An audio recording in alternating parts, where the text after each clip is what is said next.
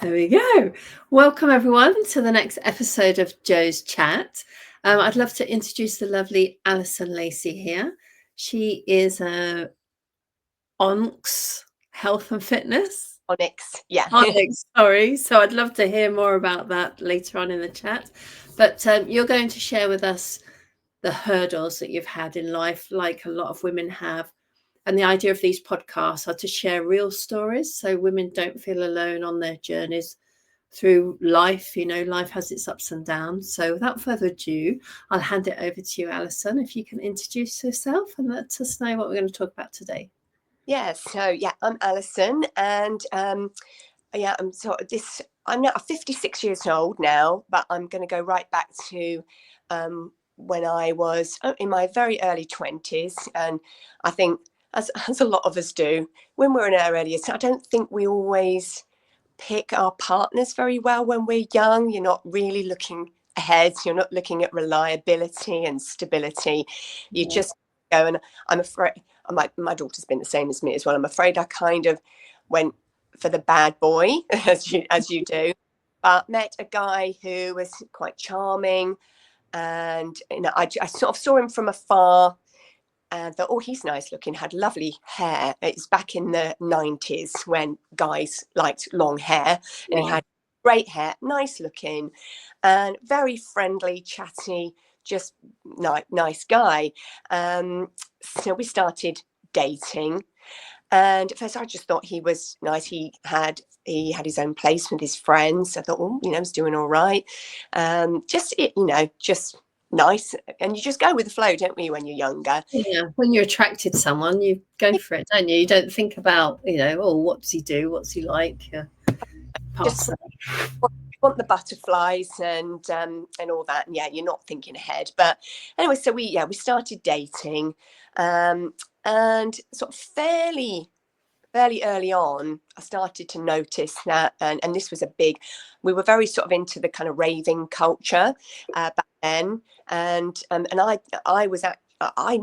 never really liked alcohol, so I don't drink, never have really drunk, wasn't really into the drug scene, but noticed that he and his friends did partake in, quite a lot of recreational drugs, but I thought, well, no, it's just a phase. He'll grow out of it. He'll be fine. So very, very early on, we bought a place together, bought our first flat. We're both working full time, and I just started to notice he was going out a little bit more. We were very independent. We were very much in love, actually, very much at the beginning. He was spending a lot more time with his friends. He got in with a not such a good crowd, should we say. He enjoyed going out and raving a lot more than I did. But I thought, when you're young, think you can change people. I know you can't change somebody. And I learned that through all of this very much. Just started to notice that the habit was kind of getting worse. He was getting in later and later in the evening. And it did get to the point where he was self-employed as well, and in the 90s there was a period in the 90s where we went into recession. It was very early in the 90s, and he wasn't getting paid for jobs that he was doing, so basically I was picking up the slack when it came to paying the mortgage. And so I decided then, I used to dance a lot when I was younger. I danced my entire life, always wanted to be a dancer, but it just kind of didn't really happen. There weren't the same opportunities back then. I don't think that there is now. So kind of the next best thing for me was getting into exercise, more of a dance exercise. I really loved aerobics and steps. So that's where I started kind of my little sideline. I worked for a building society at the time. That I found a bit boring. So I thought, well, do this, then this is what I want to do. But I just did it as a way of making more income because he wasn't getting paid, so the mortgage had to be paid. But working for a building society, your bank, you have to keep in credit all the time. Your bank watched very closely. So, and there were a couple of times, and this is where I started to realize it was getting worse, when the bank account was getting lower, and I was very every single day I would tally up and do the accounts and make sure that everything was fine, especially as we didn't have a lot of money in those days, still very young, pre-children obviously at this point. And I noticed there was a lot of money being drawn out, and he hadn't told me, so we were going into the overdraft. My manager at the bank didn't like that very much, so there were a few times I got called in, which was quite embarrassing actually, to be called in to say that you can't manage your financial affairs. What I couldn't really tell him was, yeah, I've got my suspicions that he's drawing it out because I think he's got a drug habit. So yeah, it wasn't great. I also found out that he'd started to steal a few things to pay for this habit, because I'd noticed money was going out of the account, so he had to get the money from elsewhere. So it all became quite stressful. We were flat at that, and it was time that I you've got to come clean. What's happening? This, if we want to have a family, we want to stay together, you've got to sort out this problem. And he broke down and said, I want to be with you. I want to have kids. So I promise that I will, kick the habit on the head, and that's it. And then so he was really good, actually. He left, his job wasn't great because of the recession. So he started working for his dad. And things were really good then. He'd come home from work at 5 o'clock, like everybody else did, 5:30, and we'd sit and eat dinner together. And I thought, actually, things are going great now. He's really doing what he said, and life is going to be fine. Fell pregnant with my first child, and that was in 94. And he was really good again. He was there, and if I wanted to go out, he'd look after my son so that I could go out with my friends. And then he started to kind of creep back into it again. I started to notice these signs again, and I found out he'd got into stronger stuff. He'd got to crack is like one of the most. What was he using before that? When right at the beginning. It was just really ecstasy, because that was a big drug in the raves and stuff. Yeah. I remember that era. Yeah, so it was much more sort of like lighter, more recreational drugs. But then he started, obviously, the crowd he was in were doing worse things, and he got into that. And of course, I found out, and it was coming in later again. And sometimes, he'd be so drunk or so high, he'd forget to take his key, and he'd break a window to get in the door. It was all became quite scary. So, like, middle of the night, I'm hearing glass breaking. We just got it went from bad to worse, really. And then again, we then sold the flat and moved. He wanted another child. But you've got to kick this habit. If we're going to have another child, this has got to stop. Yeah. Little did I know, he said he would, and I didn't realise he was still actually doing it, but he was managing somehow to cover the signs. And the thing with crack cocaine, I found out, I sort of did a lot of research about it, and it's quite a quick high and quite a quick come down. So he was able to kind of be acting normally. By the time I'd see him, he'd be acting normally. So for a long time, I didn't know. And we put our flat on the market to move to a house, which was a renovation project. So it meant a lot of work needed doing to this house. But we moved, and just before that, I just had my second child then. So this was 97. And we moved to this new house, had a tiny baby. She was only 12 weeks old when we moved. We had no central heating in this house. It had to be completely rewired. So it was like a proper big renovation project. But we really wanted to do it. Excited about putting our stamp on on our own house. And I started to notice that things were going missing. Like, we had a camcorder and we had all the tapes were in there of our wedding, and the kids as babies, and this had gone missing. I thought, okay, it's all happening again. So he was starting to sell things that were ours, not just his. And then he took out a loan for a van, and basically I was left with the debt for that, because again, it got to, by the time my daughter had got to about, I think she was probably about a year and a half. So again, you know, he kept making all these promises, and I thought, well, for the kids' sake, I've got to try and make this work. So, you know, you don't realise you put up with these. Did you have any support from family, like his parents, or? No, his parents absolutely, as much use as a chocolate teapot, to be honest. And I think this is where it kind of stems from. I think from his problem, because he grew up basically sitting outside on a table outside a pub, him and his brothers, from a family of 4 boys, and he grew up just thinking that was normal for parents to kind of just abandon their kids while they go drinking. I don't think they were into drugs and things, but they were big drinkers, and it was every night for them at the pub. I should have seen the warning signs then, really, right in the beginning, because I knew that was what family was like. But my parents were, I could never have asked for better support. And for a long time, I felt so embarrassed by it. I'm sure you hid it for a while, did you? I hid it very well from my parents. It actually slipped out. A friend of mine used to cut their hair, and she let it slip while cutting their hair one day. It wasn't the way I wanted them to find out.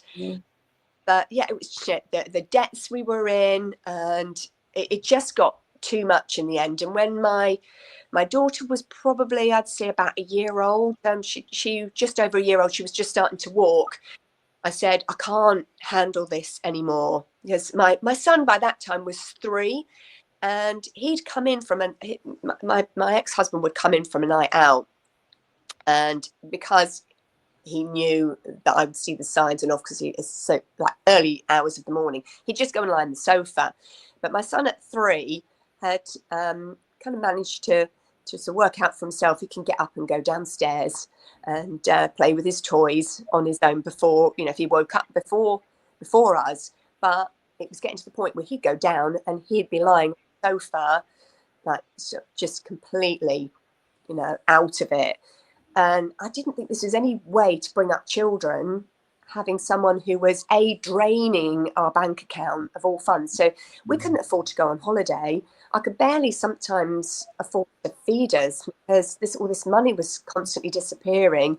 But he'd always have an answer for it. He'd blame a bank card went missing, and he said he'd left it in a taxi, so I had to cancel that. But again, he just didn't want me to have access, I don't think, to the bank. And he blamed it on his brother. Said, I had a lot of records, vinyl records, and the whole box of them disappeared, and he blamed it on his, I've lent them to my brother, or I gave our card to a friend just to draw some money out for. But I know what it was. It's the classic sign, isn't it, of trying to cover up a habit, is lying. Yeah. And you've got to be a good liar to not trip up, haven't you?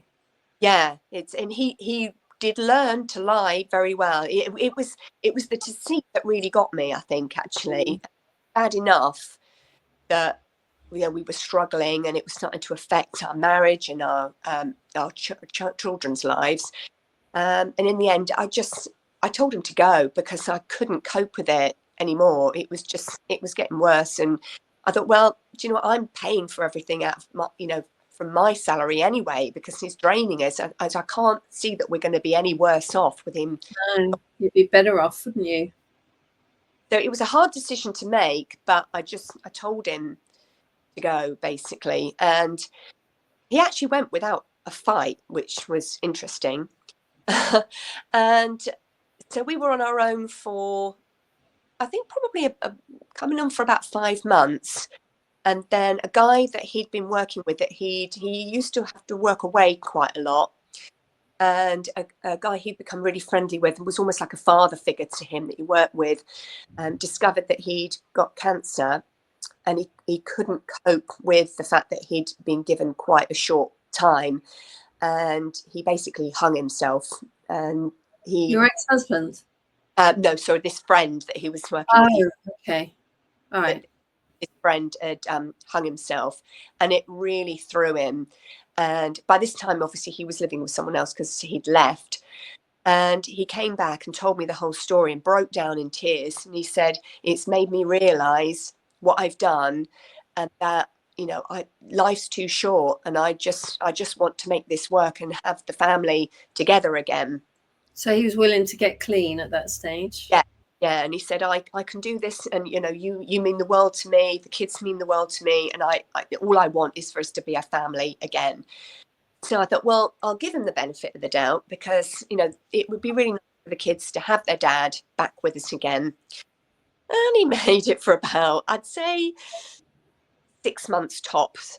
And all the signs were coming back. And, you know, I just think once you're an addict, it's so difficult. What did he do to try and seek help and get sober? Did he actually make any steps forward on that, or just promised you he wasn't going to do it again? Oh, yeah, it was all just words. So I said, look, get yourself a counsellor. You need to talk to somebody. And it was like, yeah, I'll do that. And it would just every time, oh, yeah, I'll do that. And it just, all the signs started coming back again. No, not to believe him, that he wouldn't be able to do it. So I think by then my daughter was around about a sort of 1.5, coming on for, somewhere between 1.5 and 2 years old.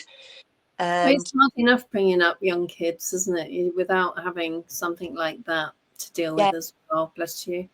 Yeah. Pretty much I was sort of doing it myself anyway, because he was either working away, or if he was at home, he'd not come home until, sometimes he wouldn't come home at all. He'd go straight from work, straight to the pub. And, you know, you just can't have a family life like that. So I thought, you know what, I can't do this anymore. So for the second time and the final time, I said, you've got to go. I actually, you know, I don't love you anymore, because you're destroying your family. And again, he didn't put up a fight. He just went, and he actually disappeared for quite probably a good year or so before I heard from him again. He didn't make any contact with the kids. Wow. So I struggled on. As I say, my parents were absolutely amazing. My brother lived down the road from us, and he was really good, so that I could go out. By this time I was doing more classes, because I'd taken, that I was offered a voluntary redundancy where I worked. And I thought, well, this is ideal, because it wasn't really for me sitting in an office. I don't even know why I did a job like that. I'm not really a sitting down kind of person.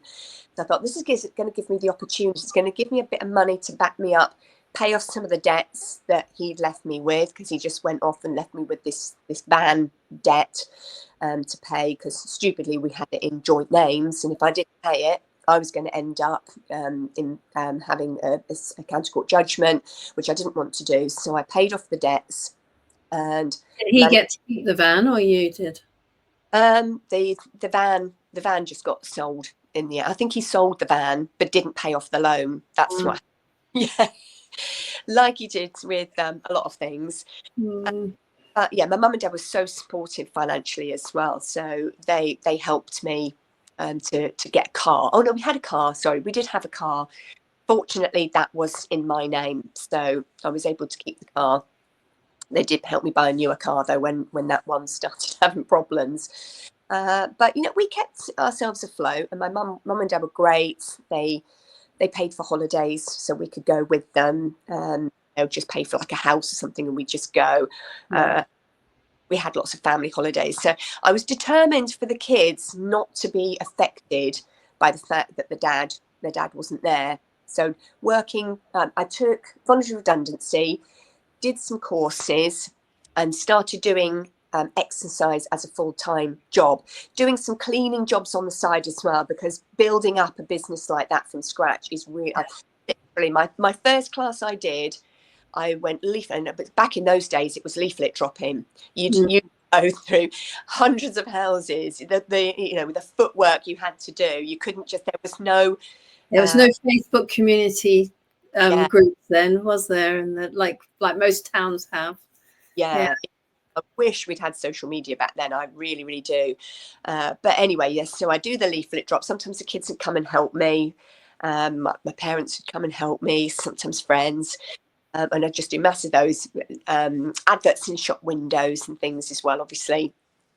And I start building up. One woman turned up to my first class, and then she said, "Oh, I've got a friend. She might like to come." So then I had two. Literally the second week I had three, and then it just started building from there. And I've still got that class running now. So that was 24 years ago. Wow. I'm still going now. Still got some of the same clients I've still got actually from those first Oh, class. that's lovely. They're very old now, but yeah, But loyal. yeah, it was great. But yeah, so basically we were still in the same house. Brother was great and helped me, so he left me with this renovation job as well on the house. Yeah. I have to struggle to keep us, keep us alive, keep the mortgage payments going. Fortunately, back then, I think around about that time is when the mortgage rates went down, because when we were in our flat, the mortgage rates went up to like 15%. And, at that time, it was a lot of money to pay out on mortgage. But when we moved, the rates had gone down, and I was very lucky that I bought, we had negative equity, but when we moved, and because it was a renovation property, it was really cheap. And when I look back now, it was, what did I pay for it? 58,000 I paid for that house. And I live in Buckinghamshire, where house prices Yeah, it's not cheap in Buckinghamshire, is it? Oh, well, that's good. That's a good thing that came out of it then. That was a lifesaver, really, because my mortgage was fairly low. And I did all these little jobs on the side as well, just a bit of cleaning, just to add some extra money.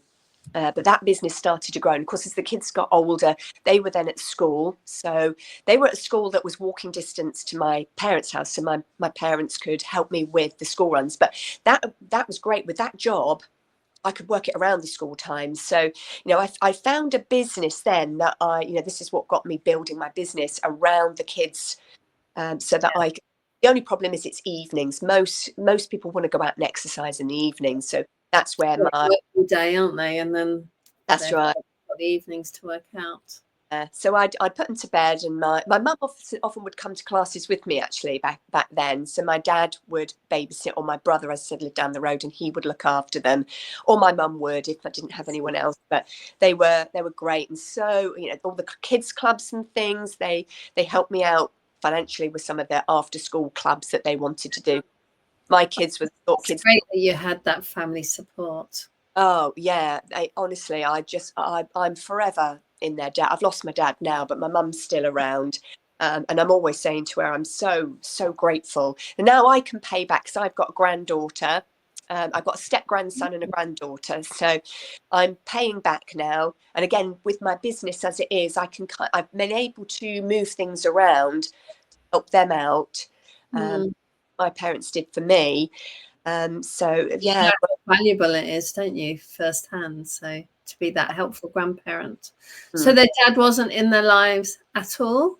Not really. He used to occasionally, all of a sudden out of the blue, I'd get a random call saying that he'd like to come and see the children, and I never once said no, even though it was horrible for them. They used to come back from school and say, "Oh, we're the only ones who don't have a dad," and he'd never come to sports days, to the children's parents' evenings. It was always my mum and dad with me to those. They noticed these things. They weren't actually the only kids, but in their world, they were. Yeah. But yeah, so that he saw them. I could probably count on my fingers over the last sort of 20. My daughter's now, she'll be 28 next month. So over the last, say, 27 years, really, I can count on my hands how many times he's seen them. So they've never really had a good relationship. My son has made a bit more of an effort, because I think, being that bit older, he remembers him a bit more. My daughter doesn't really remember him living with us at all, because she was so tiny. So she doesn't even know how to kind of converse with him. So she just doesn't bother, really. He's not really a person that she Is he considers. still doing drugs? Do you know? I don't think so, because my kids have seen him, and he does still he still likes to drink, still likes to smoke, but I I'm not really sure, because I've not really had much to do with him. But then and what he says and what he does, as I've worked out, are two very different things. But yeah, yeah, not a great relationship. My son, as I say, did try to build him a relationship with him when he got my son a job, where he was working, so he was seeing him more frequently, and then he learned to drive and got a car, so he was able to, if he wanted to go and see him. But when that happened, he then moved away, and then he didn't see him again for ages. So yeah, it's a very bizarre situation. But I was on my own with them for 14, 15 years. Yeah, about 15 years, until I met the guy that I'm with now, who is absolutely amazing. And they kind of do look at him very much as a father. He's like the father they never had. Yeah. It's been really nice for them. Unfortunately, he came quite late in life, so they were adults really by the time he came into their lives. But he's just brilliant. Like, if the car breaks down, he's the one they call. If my son is now engaged and got, as I say, got 2 kids. They've got their own place. As soon as anything needs fixing, they're straight on the phone to my partner, and he's absolutely brilliant with them. It's quite nice in a way, in that respect, that their dad's not really on the scene, because it may have caused a few more problems. Yeah. But no, he's such a support to them and to me. So yeah, it really, it's made me appreciate. I didn't meet anyone for a long time, because I think I had trust issues with men, and Well, I'm sure that would have affected the way you looked at someone and thought, oh, I did what's going on behind closed doors. What don't I know? And it would have definitely affected you and your choices, wouldn't it?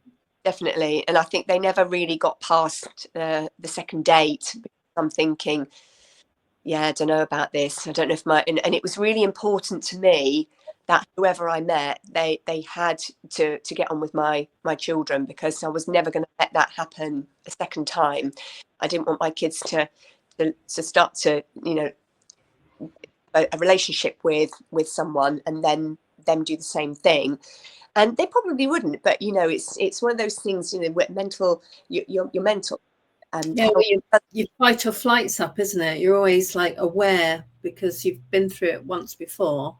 Yeah, So I think it can either go one way or the other. It can either make you feel like everyone's got a secret and you're more wary and your trust issues go down, or you keep getting attracted to the same person.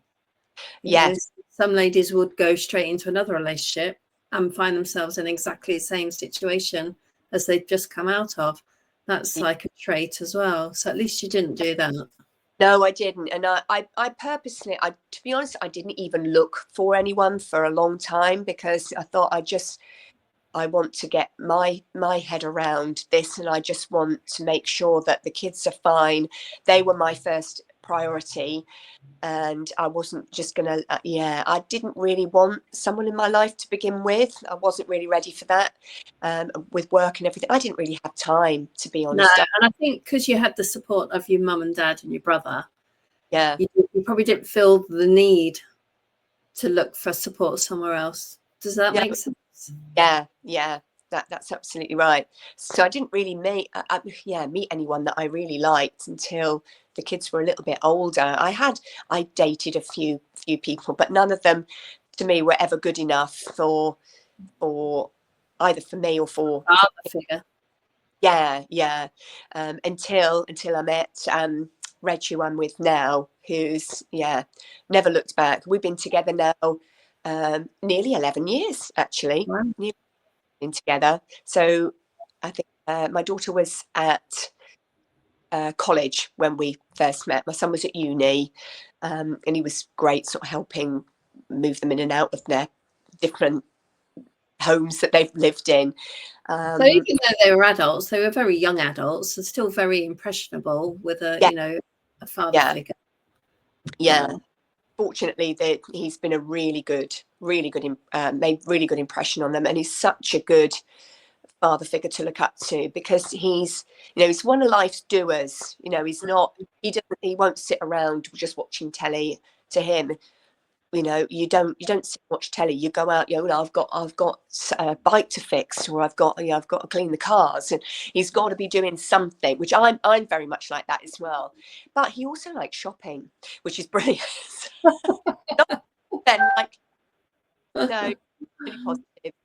But of course, then he wasn't with me when my daughter. So that was the next stress in my life, was when my daughter got very ill, and I think it came very close to losing her from sepsis, and she was then 14, I think 13, nearly 14, or just turned 14, I think she had.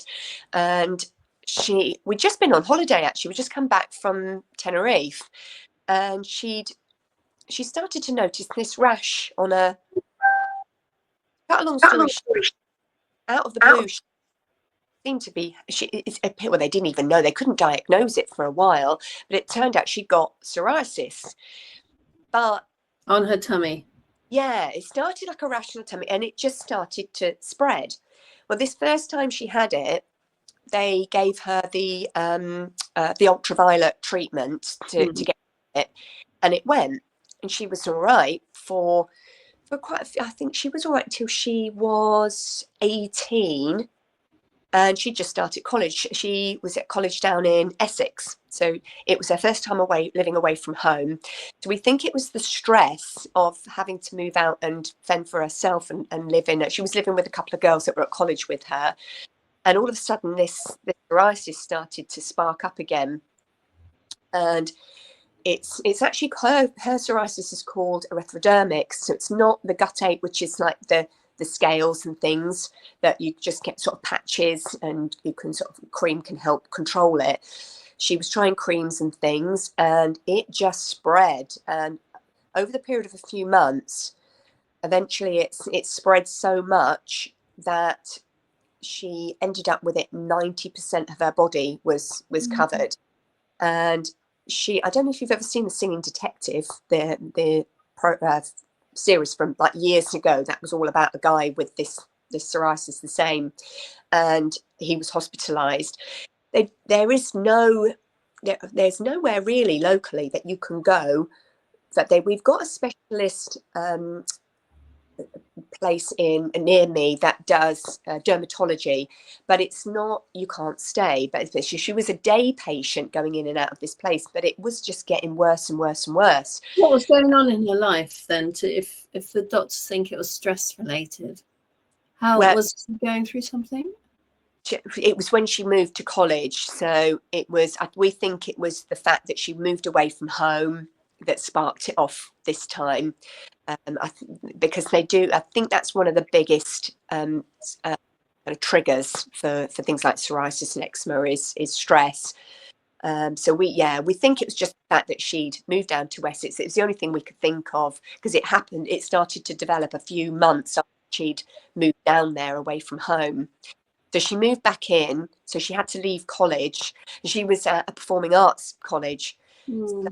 And this developed not just on her skin, but it actually went into her joints. So then she got to the point where she could hardly walk. And walking just from the house to the car took her ages. I took a video of her because it was just unbelievable. She looked like an old lady. She was shuffling. She couldn't move. All her joints were in pain.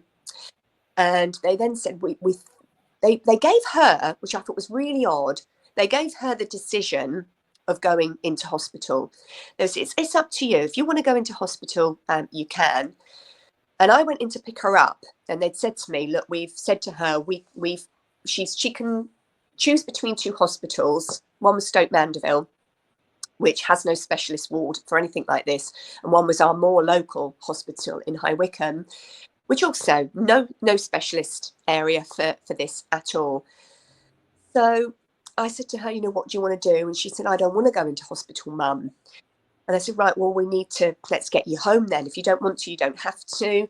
So we tried to put her shoes on.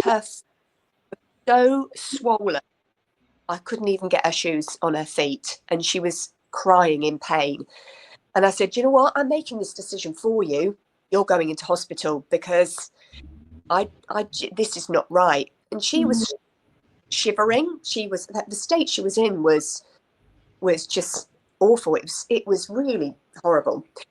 So I said, like, you know, I went and told the nurse, and she said, okay, we're going to sort your notes out. She said, I'm not going to order an ambulance because it will take so long, but we're going to email notes through to say, can she be rushed through? So my son was with me as well. He helped me. We had to get a wheelchair to get her in there. We sat in the corridor with everyone else in A&E, and she was saying, Mum, can you get me in? Because, you know, I really don't feel good. And she sat there curled up in a little ball, shivering, because her skin was so inflamed. Internally, she's feeling really hot, and her skin was so hot to the touch. But a bit like sunburn, you know, when you get intense sunburn, you actually feel cold, even though your skin is so like hot to the touch. Fortunately, so I went to the desk to say, look, you know, is there any chance you can get in? They did say they were going to send her notes so they could rush her through. And like you do in A&E, you get fobbed off. Fortunately, a nurse walked past and took one look at her and said, she noticed straight away. And I think in her head now, I realise she was thinking sepsis because she was showing signs of sepsis. So they got her straight in. Her blood pressure was so low and her heart rate was so high that they said she's sort of barely alive. So they got her into resus straight away. And they never said to me, but I overheard them talking and saying she's got sepsis, but nobody ever actually told us that. And she was in hospital for just over 2 weeks in a ward it was just a ward for people that were just minor operations. It was a surgical ward, basically. And you know, because she's got psoriasis, her skin is shedding. It sheds, I think it's something like 16 times faster than the average skin does. And she was struggling to wash herself, and she couldn't even get out of bed. When she slept, her skin was so tight, her eyes were slightly open. And she was actually begging me. She said, I just want to go. I can't live like this. She actually wanted. I'm sure she must just felt like wanting to go to sleep and not wake up. Didn't exactly? Yeah, it's really emotional really to talk about it now. It's you, I bet. A place, but you can't. And yeah, basically, she was in there, and when she got home, we had to have a commode for her. She was 18 years old and having a commode because she couldn't get up the stairs. She couldn't walk upstairs. She was in so much pain. This is more emotional than the whole husband thing. Yeah, well, would be got unconditional love for your daughter. He's just an idiot. Yeah. But they managed to get her on, they got her funding for a new drug, a biological drug. Then they said, this is quite a new thing, but it's so expensive. We're going to have to apply funding. It was like thousands. It was like over £10,000, this drug. But fairly quickly, they managed to get her funding. And I still look back now and think, I wonder what would have happened if I hadn't have insisted, taken that decision, you're going into hospital. Don't think about that. Can't even bear to think what would have happened. So I'm a big fundraiser. I was a big fundraiser at the time for sepsis because it was a big thing then, and there was a lot of people had lost children and stuff to sepsis. So for anyone listening who doesn't know what sepsis is, can you explain how that manifested from her psoriasis and what it is? It was due to the inflammation, basically. So she got so much inflammation in her body, it starts to shut down. It starts to if it gets to a point where, for some people, it affects limbs and things, and their fingers can turn black, and it just starts to take over the body. And there's a lot of people that have lost limbs because they've been caught quick enough. And it can shut down. I believe it can shut down organs and things as well. And I do believe if they hadn't have caught it when they did, I don't like to think what could have happened. But so slowly she started to get better. And she was really lucky to kind of getting from a point where she actually couldn't walk and was bedridden, really, to getting back to, so she missed nearly, well, 3/4 of her first year at college. She was better by the September, so she could then restart. I had to beg them to take her back, and I said, look, she can come back to college. And so she's missed so much.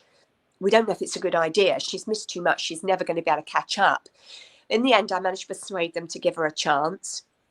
And oh my God, she just sailed through the next couple of years. She came out, she did so well. She was dancing on the stage again, and she got back to, that was supposed to be her career until it happened again. So did her psoriasis completely clear up? Yeah, with this drug, it completely went. And then it happened, cut a long story short, it happened a third time, but that was kind of her own fault, because she was still living down at Essex, so a couple of years passed, and she'd missed a few appointments because of the drug being it's quite an intense. She has to have injections every 12 weeks. She has to have injections of this drug, and so because it can affect your system, you have to every 12 weeks also have blood tests to make sure that it hasn't affected any of your organs. Well, she'd missed a couple of her appointments, and if you miss them, you cannot miss them. And she'd made another appointment and then missed that. And then she got a letter from them saying, we've stopped the drug because they made the appointments. Basically, if that happens, you have to start the process all over again. And so we were back to square one again. The psoriasis started building up. It very quickly overtook her entire body, and she ended up back in hospital again. Fortunately, because of the state she was in, they got her back on the drug very quickly. I must say now, she's 27 and can look after herself, goes to every single appointment. She's never missed an appointment again, because she never wants to. How often does she have to have the injection? Every 12 weeks she has to have it. Yeah. So and I don't know for the rest of her life, or potentially, yeah, we don't really know, because some people do grow out of it. At the moment, she's too scared to even try coming off it. Yeah, I guess that's the thing, isn't it? Because if you've got to come off it to see if you get it again, and that's scary thought in itself. We know now, or we know from before, it came back with a vengeance, and she'd got herself an agent to become a dancer, and it was just before lockdown. Actually, she'd got a job in India, and she was going to the Indian embassy. She walked up to the doorstep, and just as she was arriving, they said, really sorry, we're shutting the doors because of COVID. So she never got to India. And then, of course, this and I didn't think it was a very good idea anyway, because I wasn't sure how she was going to get her injections if she was in India. But then, it kind of put paid to that. Then she couldn't then go out and do. And she got a job in caring over lockdown, and she loved it. And she's now thinking about, she wants to be an occupational therapist, or maybe going to nursing and going to dermatology. She's worked her way up, but she thought, now she's coming for 28.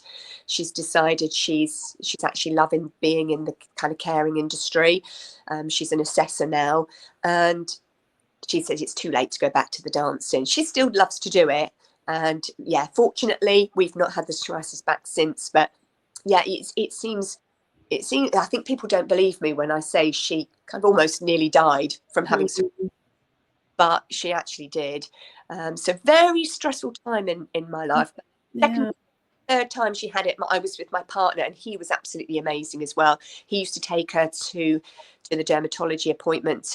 She'd have to sit there all day in the wall, being basically head to toe in cream, all in her scalp. And for a girl in her 20s, when everything is about looks, isn't it? For a girl and She wouldn't put makeup on. She didn't want anybody to see her. She was a prisoner in her own home. But everything is good now. And yeah, she's happy in her work. I'm happy in my work. I'm happy in my relationship. So yeah, it was a happy ending. The ending, but a stressful life. Yeah, I'm Yeah, sure ladies who listen to this will be able to relate to some of what you've talked about, and I really appreciate you sharing that story with us. you're very welcome. Yeah, I haven't talked about it for a while. Sorry, I got a bit emotional there. No, it was a touch and go, wasn't it? And even if she didn't come close to death, just like you said, going through something with a skin condition like that at a young age, just the stress of that alone, without the added trauma of getting sepsis, that would just, and I can imagine, like you said, she just said that she didn't want to live like that. You can imagine how you would feel that, like, if this is life, what's the point? Yeah, You get to that stage, can't you? Without it being suicidal thoughts, but just the thought of going to sleep and not wanting to wake up. yeah, That is a suicide thought. It's not like, it's a bit different to thinking I'm going to kill myself, I guess, isn't it? yeah, yeah. But still, I can imagine. Even her fingernails and her toenails had all fallen out as well. It was horrific for her. Really horrible. Bless her. Bless her. But I'm glad she's happy now. And And she's having her injections regularly. yeah. So if anything changes and she decides to come off the injection in the future, it'd be great again to talk further down the line to see, what happened and how she gets on. That would be amazing. Yeah. But wishing her all the best. So send her our love. Well, maybe she'd listen to this afterwards once I pop it up onto YouTube. That'd be nice for her to listen to. Yeah, probably would. Yeah. Thank you, Alison. Tell us what your business is now. Explain quickly, because I said ontsy. How do you say that? Onyx Health and Fitness. Yeah. So what does that mean? What do you do? Basically, I mostly teach Pilates. I'm a Pilates teacher. That's kind of what I call my specialism. But I also special in older people as well. So I do chair-based falls prevention, and I also do kind of their older generation. I call it Fit for Life, but they're all standing. They do kind of very low intensity aerobic type activity, so very much in the health and fitness world. And one of the reasons I've sort of tried to really build my business I joined Platinum was that I'm trying to niche down a little bit, because I'm in my 50s now, and realizing how important it is that women in their 50s do strength training and how it can really help with menopause, hormones, and keeping at bay things like sarcopenia and osteoporosis. So trying to niche down, and I'm trying to this is what I want to. I'm doing a 30-day challenge at the minute, but I want to eventually have a membership that I keep people in a group where we talk about. I've got a WhatsApp group where we talk about health and nutrition. I'm not a nutritionist, but I know quite a lot about nutrition. So we talk a bit about how that can help us in our 50s. So it's not just about menopause, but it is just about health in our old years from 50 plus. Well, that would be like post-menopause almost, wouldn't it? The what do you call it? Longevity. Yes, absolutely, longevity. So I'm postmenopausal now, so yeah, I'm just trying to start. It's mainly focusing on strength, work on building strength, on mobility and balance, because they're the three things that we kind of lose really physically as we get older. So that's the next thing that I'm working on. As well as I want to keep the others going as well, but this is something I want to do as an online business. So it all very much is much more of an online thing, so that I can do early morning workouts and maybe have the rest of the day to go look after the grandchildren. Life, yeah, exactly. I'm 56 next week, so I'm not far behind you. Yes, all right. So I know exactly what you mean. I'm trying to tail my business into one area, so then I've got more time to focus on life as well. We're at that stage now where we deserve it, I think. We do. We do. We've all had our stripes and tribulations through life. So yeah, definitely 100% deserve it. Well, thank you, Alison. Thank you so much for joining us. And yeah, speak to you soon. Enjoy the rest of the sunshine. Thank you. I will, and you. Take care. Take care. Bye.